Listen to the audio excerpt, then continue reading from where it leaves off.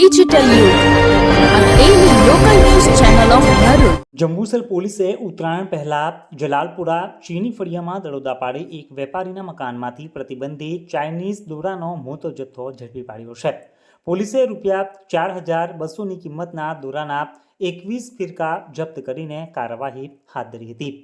આગામી મહિનામાં ઉત્તરાયણનો પર્વ આવનાર છે, ત્યારે તે પહેલા જ જંબુસર પોલીસે મોટી કાર્યવાહી કરી છે.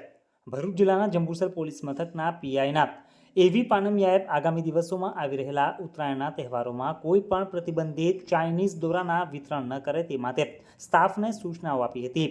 જે અનુસંધાને જંબુસર પોલીસ મથકનો સ્ટાફ તેમના પોલીસ સ્ટેશન વિસ્તારમાં 11 કલાકે પેટ્રોલિંગમાં હતો. જે દરમિયાન માહિતીના આધારે જંબુસર જલાલપુરાની ચીની ફળિયામાં દરોડા પાડ્યા હતા, જેમાં કિશન વાઘેલા નામના વેપારીના મકાનમાંથી પ્રતિબંધિત ચાઇનીઝ દોરાનો મોટો જથ્થો મળી આવ્યો હતો. પોલીસે ₹4,200ની કિંમતના દોરાના 21 ફિરકા કબજે કરી આરોપીની અટકાયત કરી કાયદેસરની કાર્યવાહી હાથ ધરી હતી.